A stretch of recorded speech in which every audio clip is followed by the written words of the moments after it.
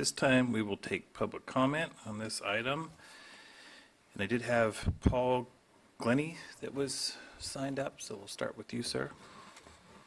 Thank you very much. Good morning, supervisors and staff. I read an article in the Times Standard a while ago where a coalition group wants to construct a 24/7, 7-day-a-week winter shelter for the homeless. I believe this coalition group is on the right track. I am here to give additional suggestions that I hope can help solve the homeless situation that is affecting all our communities. First, you have to address the mistakes of the past in order to have a positive and productive future. The political powers that be cannot let the flow of drugs pour into this country year after year, do little to nothing about it, and expect a different outcome. This is simply inexcusable and, quite frankly, disgusting. So as far as I'm concerned, they are indirectly responsible for the addiction and homeless epidemics we have today.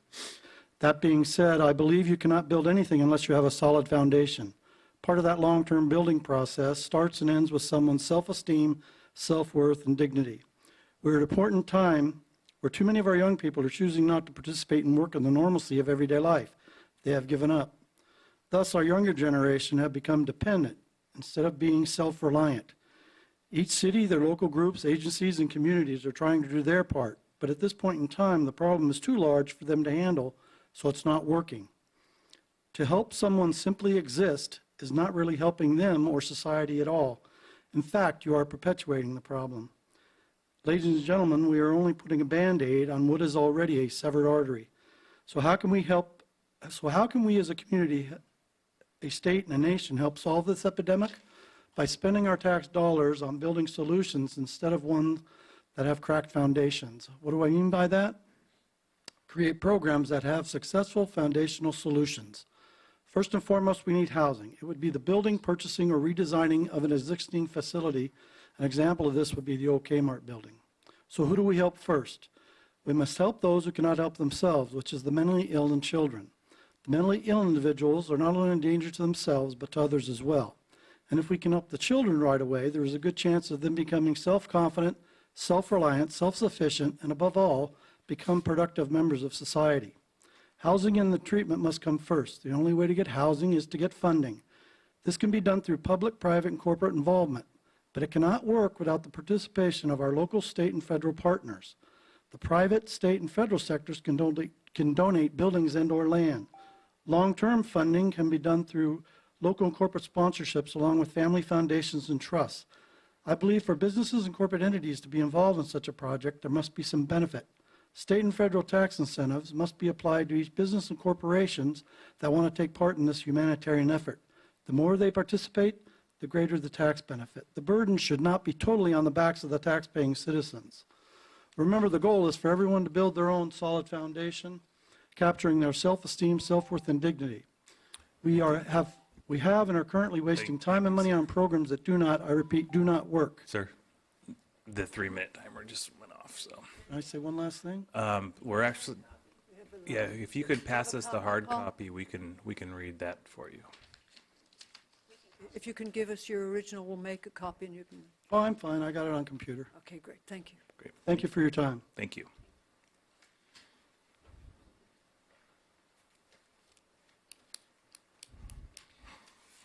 Ken Sawatsky, ditto to what the last speaker just said.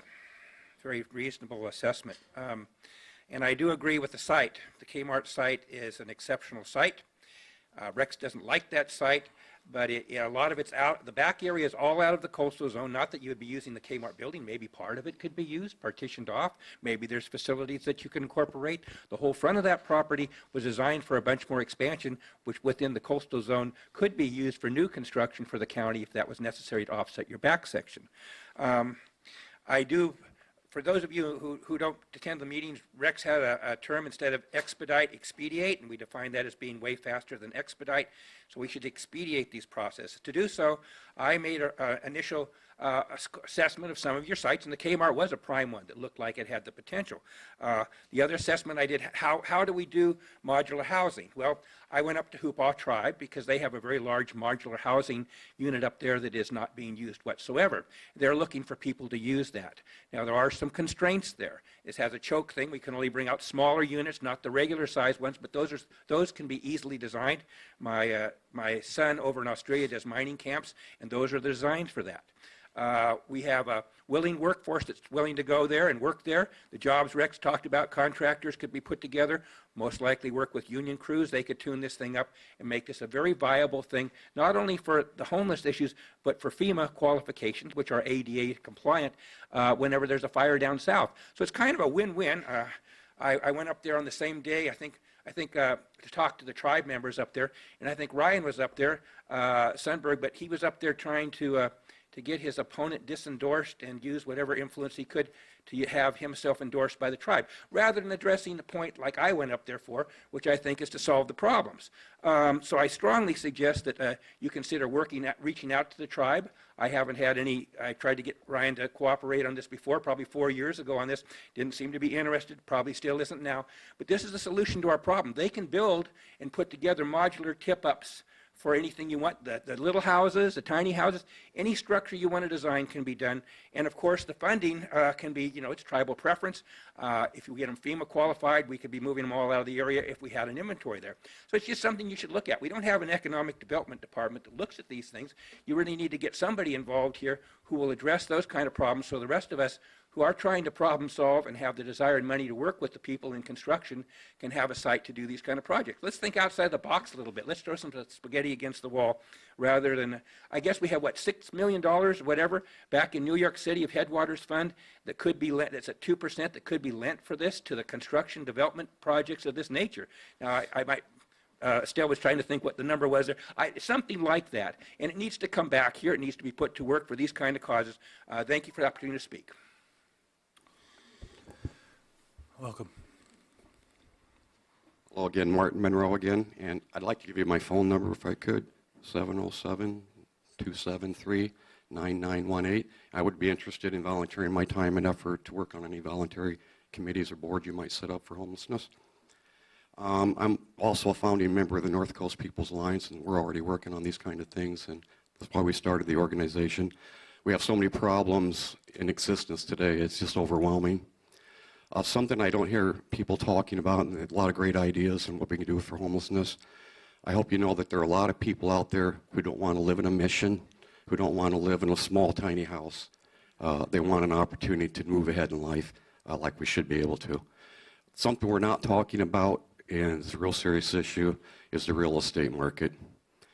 They're gouging people, we're gouging everything around here, gas prices, food prices. There's no regulations anymore in this country. We used to have a country where we believed 100% was fair profit. If you charged 300% profit, people would probably go somewhere else and buy their goods. We no longer have this freedom of choice. Everything's made in China, everything goes for the same price, and there's no price ceilings. We just keep raising the prices of everything. My cousin lived in an apartment in San Diego. The rent went up $100 each year for the last 10 years. And they don't do anything else to the apartment. They just keep raising your rent. Wages don't go anywhere. And so every time you raise your rent, another group of people become homelessness. As the rent goes up, people get homeless. And this is a cycle we're in. And the only way you're going to stop that cycle is to control rent prices. I'll tell you a story about my personal story. I lived in Iowa in 2012, where I ran for Congress. I was so upset just to have an opportunity to have a web page because I know they wouldn't let me in the debate, which they didn't. There's a good reason for that. I came out here with $7,000 in my pocket to rent a place, to look for a job, and plan on retiring here. I went to school here in Northern California years ago. I could not get an apartment here in Humboldt County because I didn't have a job, and the job didn't pay 3 times whatever they decide to charge you for rent. So if my income's enough to rent and they raise it and all of a sudden it's not, I no longer have an opportunity to rent a place. And so I couldn't believe I couldn't find a place to rent here. I planned for it ahead. I went into a real estate company and says, oh, you have to have a job and you have to pay 3 times. I said, I got $7,000 right here. You want me to pay you 6 months rent up front? You got a serious problem in this county where you can walk into a rental agency with $7 grand in your pocket and you walk out without an apartment. I have a superior IQ level. I ran for Congress twice. I ran for the state house a couple times. There's no reason I should be homeless, but I've been sleeping in a tent for 8 months. I have an injured shoulder. I can't get a doctor. I have to drive all the way to Reading to get some dental issues taken care of. And it just goes on and on and on and on. I'm looking forward to putting Humboldt County in my review mirror real soon if things don't change, because it's just... Yep, your time's up. Thank you. Welcome. Hi, my name is Peg Anderson. I'm here to represent Southern Humboldt. I'm one of the coordinators for Emergency Weather Shelter. And we have been functioning this is our second year of functioning. And as of now, we've done about 25 nights of shelter in Southern Humboldt between 3 different sites. We have a church, a community center, and a senior center now. We go between those 3 sites. And our system is very, it's a heavy load. We put a lot of hours of volunteerism into our project. We have to move everything from site to site. We're mostly retired people because working people and parents don't have time to do this. So we are limited in that way too. I don't think that we're really serving the homeless population of Southern Humboldt because, you know, our nights, we feed a lot of people. When we shelter, we have breakfast and dinner, but we only, probably 7 or 8 or between 7 and 10 people spend the night there. There are many, many homeless people in Southern Humboldt, including many children, and most of them have dogs and can't leave their dogs in their possessions, their camps, because there's a lot of theft and people are trying to protect their things. And I'm just here to say that our system, the system we've set up, was necessary because there was nothing else, but it's inadequate. It's not serving the general homeless population. And I'm really thanking you for trying to get this shelter crisis in place because we need a lot of help down there. We have no stable site for doing this, and it's a lot of work, and it's really not doing the job. So I hope that we can work with the county where really our volunteerism is committed, and we want to work with the county, but we can't do it by ourselves. Thank you. Thank you. Welcome. Hello. My name is Yashi Hoffman. I am the other coordinator of the shelter down in Southern Humboldt. And the thing that I'd like to address on this issue is the next step in Southern Humboldt, which is not overnight shelter in emergency situations, which are very difficult to coordinate, and even getting accurate forecasting for what the weather would be. We find that we think we get a forecast that'll be freezing, and it is not. We didn't need to shelter that night. We get a forecast that it's going to be 3 or 4 degrees above freezing, and it is. And we didn't shelter that night. It's a difficult thing to do when you're taking stabs at it, trying to solve these issues. And as Peg mentioned, a more permanent solution is what we're ultimately looking for. And we feel that the declaration of a shelter crisis might give us more tools to do that. And I certainly appreciate what Supervisor Bone was saying about mental health. We cannot and are incapable of addressing mental health issues on the street. And one of the things that we want to do is to ensure that there is an inclusion of more money and funding and facilities from mental health in this shelter crisis to move it along. One of our things that we would love to do and are working on doing is finding a place, a location, to do a supervised continuous shelter. Now, we would like to do it with either tiny homes as one issue or small housing.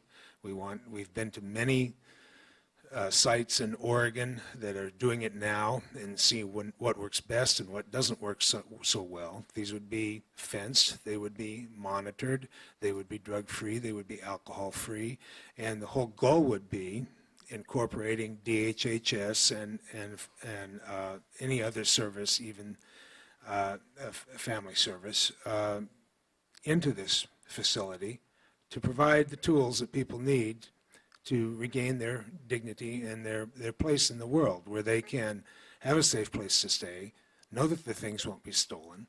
Some of these places in Oregon, you'll go there in the middle of the day and there's nobody there. and that's because people are at work. They're not there during the way they have jobs. So I'm running out of time. I could go on forever, but we appreciate the supervisors getting on board with this issue to help everyone. Thank you. Welcome.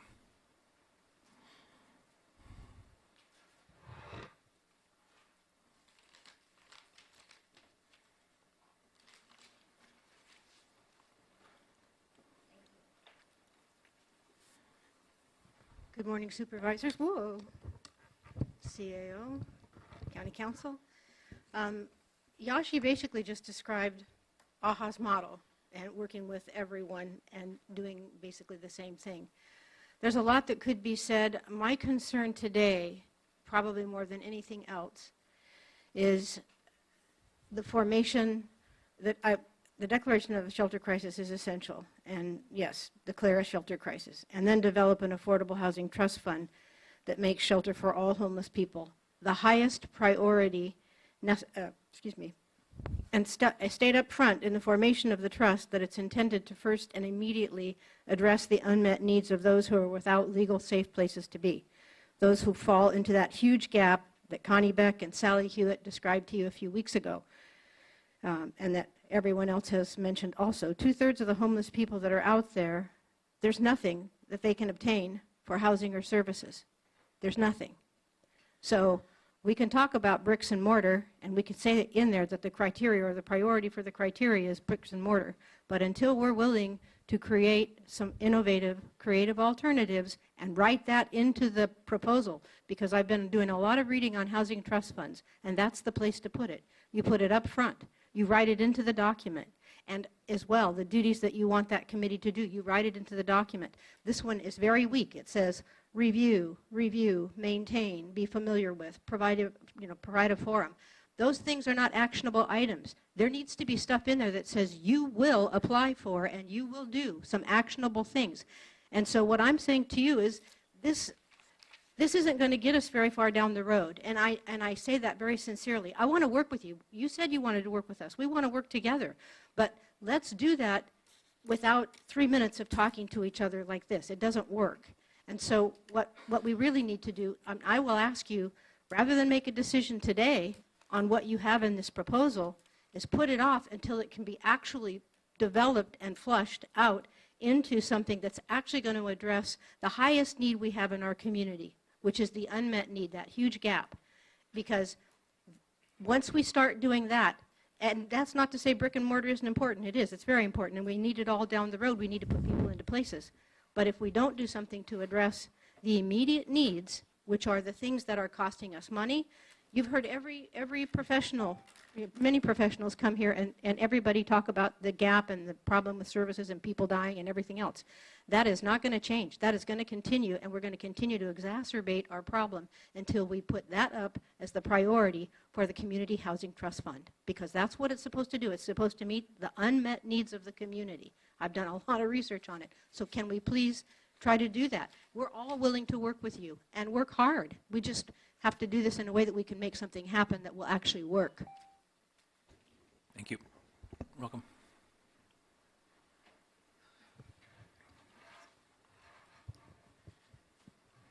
Good morning. My name's Edie Jessup, and I live in Manila. And so what you do here around homelessness really impacts me and where I live. I want to thank you for bringing the declaration of a shelter crisis to the agenda for discussion and expanding public understanding of the dilemma we're in here in Humboldt County. The ad hoc committee has brought forward an amended declaration of shelter crisis. You bravely noted that there is indeed a crisis and not enough housing. That is a start toward minding the large gap in immediate shelter and long-term, the lack of affordable housing available. I would hope that in the discussion of declaring a shelter crisis, you would amend the resolution in an important way. The fourth whereas says that camping activities during the winter months put people at risk. Please redact winter shelter. people do not have safe places to be all year long, and we've heard from Southern Humboldt the difficulties of volunteer extreme weather shelter that does not serve. And at the therefore be it resolved, thank you for indicating that private groups and faith communities, if you will, may not be adequate to meet the needs for shelter. This crisis is going to take all of us working together with intention to mind the gap in housing with really innovative solutions that focus on the existing hundreds of folks with nowhere to go, a real continuum of care. By the way, living rough does not meet ADA compliance. DHHS has said that there is nowhere for homeless folks to go, and many who do not meet existing criteria for existing programs. Let's use the shelter crisis tool to create immediate stabilizing solutions. Not overnight and kick them out in the morning, but 24/7 shelter to stabilize and allow folks to begin to work. Between nonprofits willing to organize and supervise 24/7 shelters and county innovation in finding temporary sites, we can do this. And we could be a model rural county in the midst of this wave of homelessness, county, state, and nationally. Thank you. Thank you. Welcome. Good morning again. I'm coming, I didn't plan on speaking on this, but as a member of Southern Humboldt and an active community member there, I was born in Garberville. I see something to really pay attention to is the mental health as well. To piggyback that with this, there's affordable housing issues down there, especially in Southern Humboldt. I mean, prices are reducing, so some of those issues are going to maybe take care of themselves. But the mental health issue, I help town cleanups and stuff like that. There's people there that it doesn't matter if they have a warm place to sleep and food in their belly, they need some help with the mental health. And I believe if we work monetarily towards fixing that with the homelessness, will help our whole county culture. Thank you. Thank you. Welcome.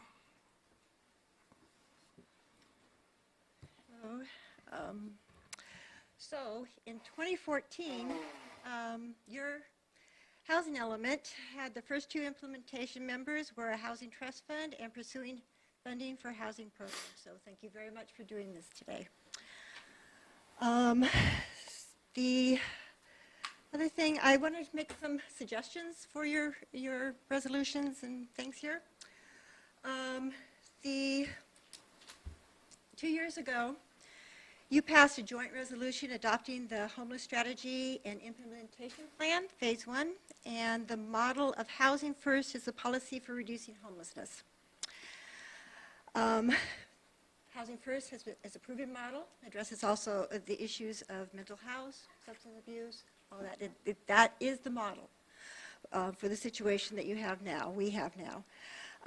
So as Housing First is the existing policy of the county for reducing homelessness, I suggest and ask that references to homeless solutions be changed to Housing First. And that where it talks about recommendations for homeless solutions, that it be recommendations on implementing the Housing First policy, because that is your policy. And that'll give a clear direction to where we're going. From the homeless strategies and implementation plan that you adopted, it says the forced dispersal of people from encampment settings is not an appropriate solution or strategy, accomplishes nothing toward the goal of linking people to permanent housing opportunities, and can make it more difficult to provide such lasting solutions to the people who have been sleeping and living in the encampment. This is what is happening. And as this is true all year, I also think that the words during the winter months need to be removed from the fourth whereas in the resolution declaring a shelter crisis declaration. Okay. Well, housing is the goal. For many, Dispersal from campsites is the current reality. The Shelter Crisis Declaration can help establish an alternative in the form of a well-managed camps and/or detached bedroom facilities. The Shelter Crisis can do that. But as the government code does not apply purely to private facilities, it talks about facilities of governmental agencies. I recommend that in item 3L of the committee, that it says assume responsibility for recommendations. I have it written down here, you can see it. The other thing is, on the very last part of this, the name of the needs to be changed. Thank you. Ryan can take it, yeah. Welcome. Hi, my name is Roy Dahlberg. I live in Trinidad. I'm not going to take very much of your time. I was a public defender in Sacramento for going on 30 years. We had 10 years ago big homeless problems. We tried to grapple with them. People in the legal community tried to grapple with them. One of the things that we didn't do, and I fear that you're going to make that same mistake here, and I don't have quite a solution, but I think it's really important that you understand you have to involve the homeless people in whatever task force or committee you set up. You have to find a way to bring into your discussion people who are living on the streets, who really understand what it's like, and who are suffering. And I would ask that what you do is when you set up your task force or your committee, that you make one of its first goals that it co-opt onto itself some people who represent that community. I really hope you do that. I'm willing to do what I can. I know the other advocacy organizations in the county are willing to help in any way we can. But I really do think that's critical. Thank you. Thank you. Hello, I wasn't going to speak on this either. I just would like to say that I think that there's a real lack, maybe not in yourselves, but in a lot of people around here that forget that the homeless population are humans. And not only that, they need houses, they also need bathrooms. And I don't see a lot of them. Ferndale is the only city, I think, that really has a public bathroom, maybe some in Eureka. I feel like I've been to them before that are locked, like in Old Town, and you can't even actually get into them. I mean, they're human beings that are down on their luck, and maybe people look at them and they say, oh, well, I work really hard for my money, and I pay my rent, and, why should I care? But, one day you could have a health situation, and you don't have a whole bunch of savings, or, you have a heart attack, $100,000. My kid went in the hospital when he was 4. He's 8 now, so 4 years ago he went in the hospital for some fluke thing that was actually no big deal. However, he had to get medvaced out of the hospital here. He had to get taken to UCSF. It cost over $200,000 just for the room for him to sleep in at UCSF for 5 days. It cost $60,000 for the hotel room here. It cost $68,000 for the helicopter airplane to take us there. That doesn't even cover the fact that he was actually treated with naproxen or naproxen, which is just an anti-inflammatory, but he was on morphine for the whole 11 days that he was in the hospital till they actually made a diagnosis. If I did not have health care insurance, I wouldn't be here today talking. I would be on the street begging for a place to live with my child. So I would just like you to take, and everybody who might be listening to this in the public, to realize that these people are human, and it doesn't take much to become them. Like a lot of people like me today, all my savings is towards this thing to try to make my life go right, but now it's just all going wrong. So people are really close. There's going to be more people added to it if you guys as a team don't come together and figure out some way to make things right for us. Not just me, but the whole community. Thank you. Thank you. Welcome. Good morning. I'm glad that we're here today. I don't want to repeat myself. I've been talking to you guys for so many years. I feel like everybody just repeats the same thing over, and I don't want to do that today. I want to thank you for your work that you've done on this issue. One of the things I do is I would like for you to declare a shelter crisis. I would like for you to take the trust fund. All that wording seemed a little baby soft for me, banana soft. We need to really put some wording in there where it addresses the people that can't get the services that they need, the people that we see every day. that the Department of Health and Human Services speaks about, those people in the gap. And so I would like for that wording to really be in there. That's really, really important. And when you pick the committee, I think what's really, really important is, of course, you have the experts that know what's going on with homelessness, but please put a homeless voice or two in there.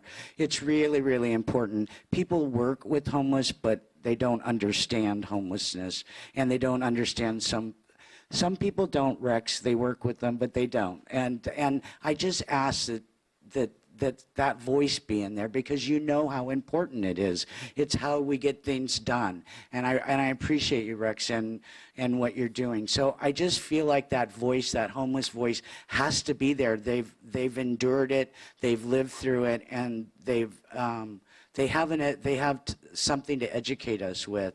And so I appreciate both of you bringing this forward, Wilson and Bash, for putting it on the agenda. But please, when we do this, let's really address it. So if we do that and we make it nice and tight, we're going to grab those folks up and we'll really address this issue in our community. Thank you for all you do, and have a good day. Thank you. Welcome.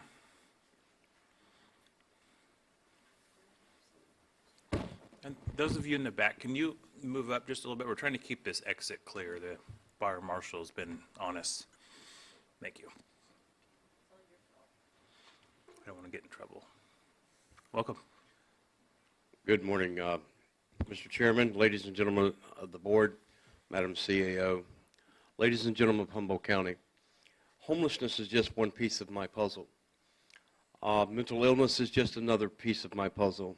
To give you a little bit, I do have a college degree. I have an associate arts degree in sociology, and I have a full scholarship paid by the National Law Center on Homelessness and Poverty to my bachelor's degree in community psychology by being an advocate since 2007. There is a necessity of having homeless voices on this panel. Life experience is a degree all in itself. Homeless people, we can come forward, we can move forward productively and proactively. I am going to be starting a community organization here in Humboldt, and it's called Homeless Voices of Humboldt, to productively and proactively share our stories and overcoming of where we're at and where we're going to be in the future. But we're going to need places at the table. So when I am asking, Homeless Voices of Humboldt is asking, very humbly and meekly, that this both move forward with the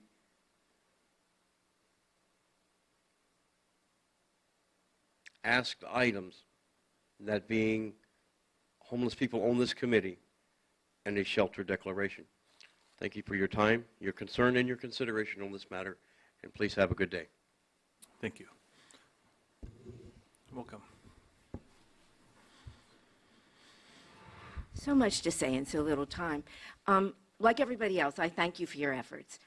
But again, I think this is such an important moment because basically what people have told you is there are extraordinary programs, social services, nonprofits, but there are gaps. And Connie Beck described it. They can only help the people they're mandated to help. And Sally Hewitt said that if people don't have money, they can get evicted. So in other words, there's this gap between who is eligible for the funds and who is house ready. And then she talked about, Sally Hewitt, that one of the main problems is people, pets, and possessions. So this is the kind of discussion, the back and forth exchange of information. If we don't have it, we're not going to succeed. Because I got to tell you, and I know that I did not explain it very well, but I appreciate everything that's been done. But this document that you're basing your shelter crisis on is not accurate. And I think as honorable people that I know you to be, you'd want it to be accurate. There is not a McKinleyville church shelter at the moment. And Darlene, and I called around, they used to have one, but it's not there, it's not operating. Darlene Sport said that after 22 people, they don't have any more room. The thing that's exciting is that this trust fund actually is set up to meet the needs that everybody in this room has talked to over the last, 30 years. But what I do not see in your your proposal is that it's based on that. And I appreciate it, Rex, because you asked for our input. You said you want to base it on models. Well, the model is beautiful. It's basically asking for people to, in their communities, to say what needs are not met and to focus it on the people that need these services. And I don't have a lot of time, so I just hope that people will go and Google this. It's by the, different housing. You can go local, affordable housing trust fund, and you just find extraordinary programs. And basically what they're saying, it does not have to be limited to brick and mortar. That really concerned me, because if you're going to limit it to brick and mortar, you're not going to bring in all the innovative ideas that people have been suggesting. And I appreciate how often you talked about tiny houses. I have the transcript. Does anybody want to see it? And 5 times you mentioned tiny houses. So I hope that will be used as a priority. And Estelle mentioned it 4 times. Here's the thing. When I had a chance, and I'm no expert, I didn't spend a lot of time with people down in, who are homeless. I wish I did. But when I did have a chance and I turned on the tape recorder and I asked, they said, we are a family here. We watch out after each other. We take care of each other. And I witnessed that. So there's something missing when we don't have a way to build on what is beautiful and capable and transformative. And they taught me things about being generous. And we can learn from them as much as they can learn from us. So I just beg you, there's an advisory committee that can be incorporated in the task force process. Please bring it together. Please bring you talked about best minds, Ryan. Thank you. Let's get our best minds. Thank you. And that includes the people living outside. Appreciate it. Thank you. Welcome.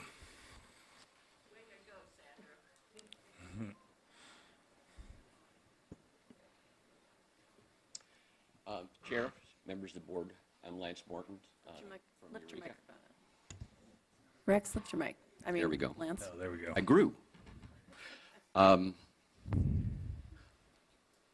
The ad hoc group could have taken this document and cut and paste and thrown homeless words throughout the document. You didn't do that. You took the document apart. You put it together within the concept of housing as well as homelessness. And so the document lives. I'm really impressed by that. So thank you for your effort. Mike, thanks for you bringing that particular issue forward, and the way that you guys embraced that was top-notch. NIMBY lives between individuals. NIMBY lives between communities, between agencies, departments, cities. NIMBY and stigma associated with NIMBY has been a crucial reason why we've not been able to stay ahead of the wave. The 09 or 08 economic collapse didn't help much. LA has thrown huge amounts of money at this, but it's going to take time for them to deal with the interagency issues that you have to get involved and coordinated in order to make these things work. I think this task force that you put together is a really great foundation for the county being able to do exactly that. I would recommend, along with what Supervisor Bond said, to focus on drug, alcohol, mental health issues, treatment on demand. A lot of it has to do with funding. Mental health and AOD have been underfunded forever. It's always been underfunded. That being said, there are restrictions in Sacramento that can be lifted to allow the Department of Health and Human Services to engage in more flexible service. The Mental Health Service Act, for one, needs to be edited so that we can branch out and reach more of those that are homeless. Right now, the department is restricted from helping those into housing who have not been homeless for a year. That's an absurd restriction. That's something Sacramento can do for us. But anyway, treatment on demand, do the task force. There's all kinds of different ways of getting this done. It can't just be 4 walls. It can't just be this. It can't just be that. It's a huge and complicated problem. We need to embrace it in that complex array by doing the same. We need to dance, and we need to integrate. We need to coordinate. Thank you. Thank you. Welcome. If anybody else is wanting to speak on this item, if you could make your way over, that'd be great. My name is Oscar Leatherman, and I live in Eureka. And I've been more or less homeless, living out of my van for the last 3.5 years in this area. And this has been a problem that you guys have known about for years and years, and it's time something's done. And when you have an emergency like a fire, you don't put it in committees and have it sit there for years and years. So I'd like to see something done now, where it's put up and said that we have an emergency crisis, homeless crisis, and a need for people to be housed. When people are desperate, they do desperate things. I've seen this town change, and part of the character of this town has been the homeless. And I see it moved along where people are no longer in Old Town asking me for cigarettes or spare change because the police move them out of the area. And instead, we need to go ahead and take care of these people. And I understand most of the homeless people I run into are from here. So I'd like you to take care of this now as you would a fire in your own home. Thank you. Thank you. Can you help her bring the microphone down if she needs it? She's got it? Okay. Welcome. I'm Holly Klingel. I came with two different prepared statements, and I hoped I wouldn't have to say anything. I take Mike's advice. I'm not going to repeat what other people have said. Because of personal health issues and family health issues, I am both a consumer of many services in Humboldt County and a spectator at how so many of the services just aren't working. And I don't need to tell you that. You know that. So please, please, we've got to have a solution. I'm afraid to leave my daughter at home alone because of her health issues, but I'm here. And this afternoon I'll be in Crescent City for her son's tennis match because she's not capable of being the mother my grandchildren deserve. It's nobody's fault. It's a series of unfortunate events. Please help. Thank you. Thank you. Is there anyone else that would like to speak on this item? Okay, we will close public comment. Bring it back to the board. Supervisor Fennell, then Bass. So I would like to thank everybody for your comments. I think it's an important decision that we're making today. To the people who have had good ideas, you should put those ideas together and bring them to the committee. This is the whole reason for forming this committee. When we first started talking about this, I mentioned that we had a mental health crisis and a drug crisis. That was not to say we didn't have a shelter crisis too. But I think the important thing to remember, as was pointed out, that Humboldt County has taken a housing first strategy approach, and that puts people in housing or shelter and then deals with the issues that brought them to that point. That's the whole idea. So this is part of the fabric of addressing the issue in a comprehensive way. And I say that by moving forward today, all the passionate people have a place to go with their ideas and hopefully the tools to bring them to fruition.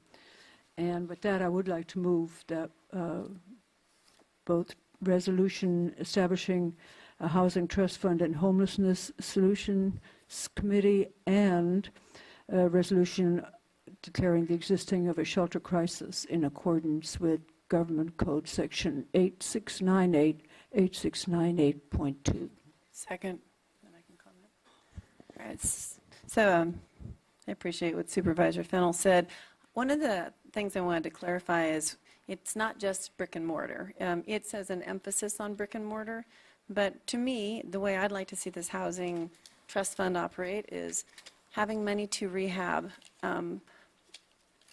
rooms, apartments that are not accessible. I mean, Sally Hewitt mentioned before, one of the reasons we have money to get people housed, but the money has restrictions. It has to meet certain federal standards.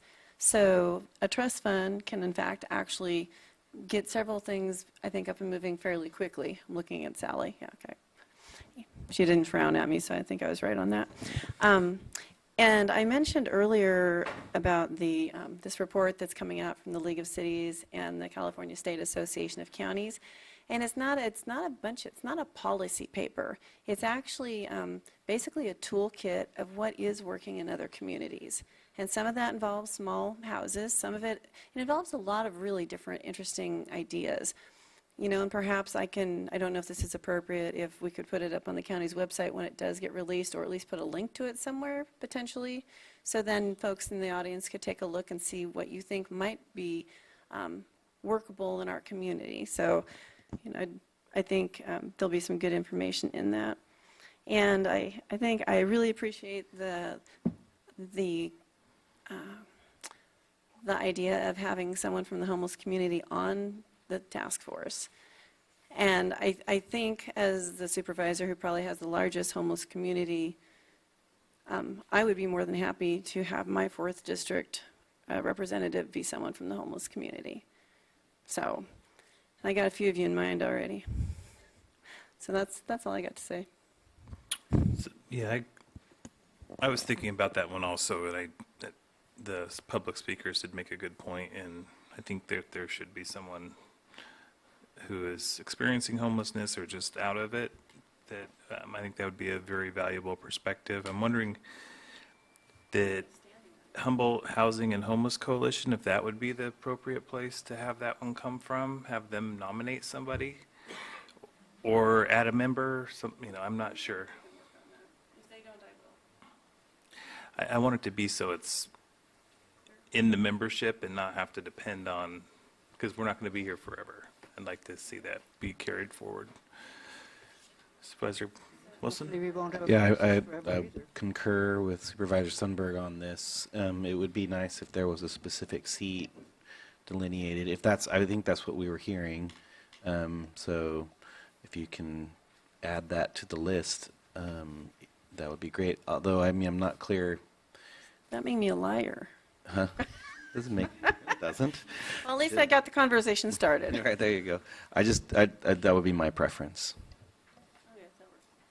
There was also, I mean, this is to the motion maker and the seconder. There was a request to address basically making this year-round versus winter, and another one was a reference to the McKinleyville shelter. And so, if we could address both those things, I'm not saying to. I just want you guys to talk about it. That's all.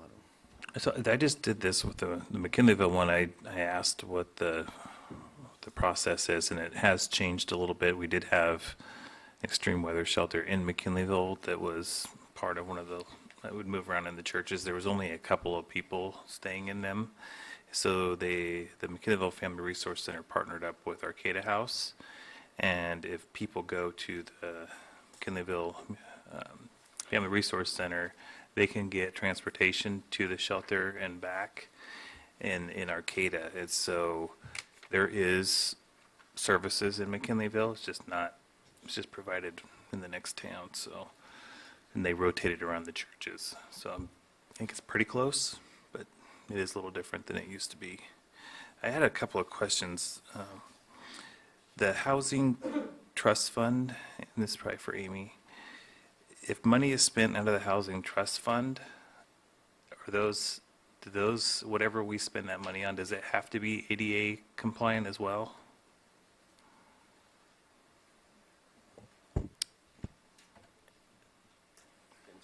It depends on how you're allocating those funds. If you're allocating those funds to a site that the county is leasing, then yes, that site needs to be ADA compliant. If you're providing those funds to a 501c3 and they're using those funds for services at their own location, that may be different. So it depends on the allocation, on who's receiving the allocation. So it can be a little more flexible if we provided it to a nonprofit.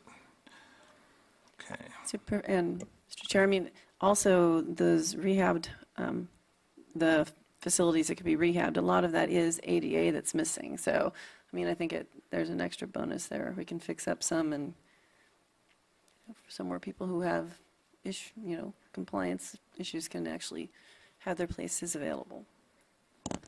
Supervisor Fennell? Since there is no termination date in the shelter crisis declaration, I think the reference to winter months is irrelevant. However, a lot of the comments that we got were with regard to how it feels more like a crisis when people are exposed to the elements. So I would not be opposed to changing the words of the fourth whereas to read, whereas such camping activities, especially during winter months, places persons at harm. I mean, just to recognize that is one of the driving forces here of our concern. So I wouldn't be opposed to that if it was okay with the seconder. It's fine with me. I was looking at Supervisor Wilson. Okay, great. What's it, can you, I didn't It's catch that. in the fourth whereas under the shelter crisis declaration. It says, whereas such camping activities during winter months, I would like to insert the word especially during winter months. So let's say such camping activities, especially during, okay. Just want some emphasis that it's worse at that time. Yeah. I mean, we've got a lot of feedback. We're trying to represent people's concerns, et cetera, and I don't want to just take that out. I think it adds a little oomph. So. Can you also, someone address the person that would be from the homeless community? Or do you have any ideas on, do we add a person so there's 10 people on this committee, or do we make it part of the Housing and Homeless Coalition? There's been some ideas floating around. I'd like to get some clarity on that. Well, we have, the way we have it set up, especially with regard to a quorum, there's got to be 6 for a quorum, but the alternates can be part of that. With the degree of interest here, I cannot imagine that the alternates are going to stay away just because they're alternates. I think alternates will be just as much a part of the discussion as everybody else. So we could, to keep the numbers good for both a quorum and for ease of passing recommendations, we could maybe make one of the alternates which is appointed by the majority of the board. I mean, that would be one thought I had, so we don't expand it, or we add that and take away one alternate. It's up to, well, I'd like to hear what Supervisor Bonus said. I'd just soon add 2 more members, make an 11-member committee and get away with the alternates, because, I mean, what's an alternate? You get invited to the dance, but you can't dance with anybody. I think alternates are a pain in the ass. That's a great idea. And one of them can be from the homeless, or both, because they do bring some. But I just as fine do away with the alternates, and then you still get, and make sure a quorum, set the number of a quorum would be 6 then, right? So they can't take actions or what in their advisory, but I would just do away with the alternates. And add one person from either homeless or recently, and I hate to put recently, because then what's recently, you know? So somebody from the homeless and somebody from the, that's agreed on by the Board of Supervisors and the, I don't know, the housing, the homeless and housing advocates or something like that. But I think we can add that and then bring a member in at large to be approved of by the board. And so you've got one from the housing and one member at large, and the second member at large may be somebody else from the homeless or need to be housed community. Okay, so the way I would word that then is with all of the, one member from each supervisor, one member Humboldt Housing and Homeless Coalition, one planning and building director appointee, one from the Department of Health and Human Services, one with experience in developing affordable housing projects, one member representing the homeless or recently homeless community, and one member at large. and those last 2 members to be appointed by a majority vote of the Board of Supervisors. Sounds good. Yeah, I want to make sure that the person's a full member. I would feel, I don't think it's right to make them an alternate. Do you want to? Go ahead. I just want people to be aware too, just because someone may not be one of the people actually sitting on the committee, these are open meetings. Oh, yeah. They're available to anyone, so anyone from, whether from the homeless community or anywhere, will have the ability to go there and still be heard. So, you know, I don't want anyone to feel. That's the disclaimer. If you don't get picked, don't be mad. Supervisor Wilson. Be involved. Sure. I mean, we could pick that person.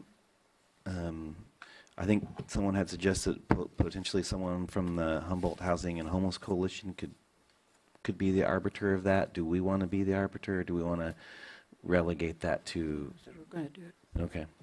They're going to turn an application in. They'll have their qualifications. Okay. We're going to do it. We got one representative from that. I mean, I think we've made. I was just thinking Okay, about. do you have that change, Ryan? The Yeah, so just so we're on the same page here, I did have the one where you wanted to change on 1, 2, 3, 4, the 5th whereas down. Well, there's one that was stricken. Okay, It says the 4th. so with the one stricken, it'd be the 4th one down, and then you would change that to homelessness. And then we have the especially during, And that's in the crisis deck. and then we have removing the 2 alternates and replacing it with one person from the homeless community appointed by the board, and then one at-large appointed by the board. Was that your guys' motion?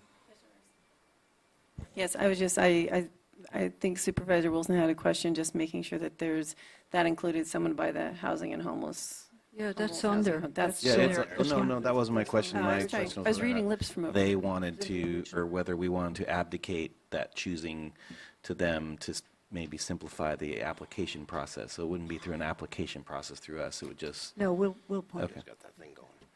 That's cool. We got it. And then, So the motioner and seconder are good? wait, Do you want to, Are we voting on both? that was my assumption. All right, I'm gonna. If that's not the then I case, would- then I No, need to that's know. fine. We can do that. I'm gonna vote positive on them both, but I've asked this question of 30 people and haven't got a great answer on if we vote for the shelter crisis, tomorrow we can start housing. I haven't got a good answer what the shelter crisis does. Eureka's had one for almost 2 years, and it hasn't done very much. I think the whole aspect, we can make all the declarations we want, but I'm going to fall back on, we've got to do something and work together to do it. It's not going to be, I mean, I've got so many political emails that, you know, I'm a son of a bitch and everything else because I'm a whatever and everything else. But I'm just saying, it has nothing to do with political parties. It has nothing to do with how you feel about things. It's getting off your ass and getting something done and quitting talking about it. And we can fill out as many declarations as we want, crises and everything else. But we've had one, and the problems got worse. So until we can all get in one room and sit down and figure out, and I think this task force is going to go a long way, and I support it 100%.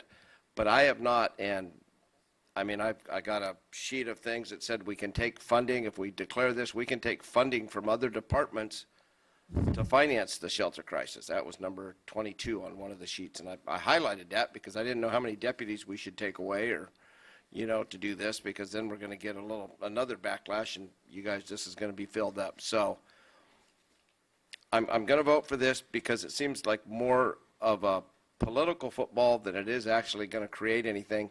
I think the biggest thing is the task force and getting this thing done. I really do. And Jim, I've asked for a piece of paper that says, what will the shelter crisis do? Does it create something? And I've asked probably 20 other cities, and it really doesn't change much. It's the people that are behind it that get something done. You can write anything you want, but if you don't support it and get something done, it's not going to happen. I'm just telling you. So with that being said, I will vote for it, and I hope everybody's, but tomorrow we better start working together. Supervisor Wilson? Sure, I do appreciate the steps that are being taken, and I want to reiterate that I am a strong proponent in the power of the local voice and the local effort, as Supervisor Bones put forward. But we're talking about things like trust funds and medical health services. We're talking about things that require resources, money, externally.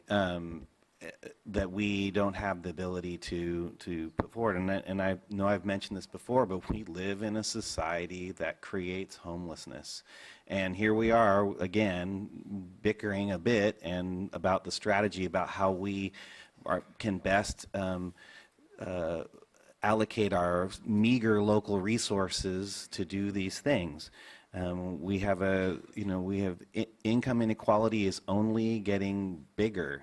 This is a huge problem for us. It's a moral problem we have for our nation, and I do appreciate the faith-based efforts, and I appreciate the efforts of non-believers as well in terms of dealing with this at the local level, and I appreciate the efforts of everybody to address this on a bigger issue, on a bigger scale. The cost of housing is going up, and someone mentioned that, and there's a direct correlation between that and homelessness, and we're seeing that here in California, where basically rent is going up for everybody who rents, and it's just becoming that the barrier to getting into housing is becoming something that's just it's just becoming higher and higher, and so more people are falling by the wayside.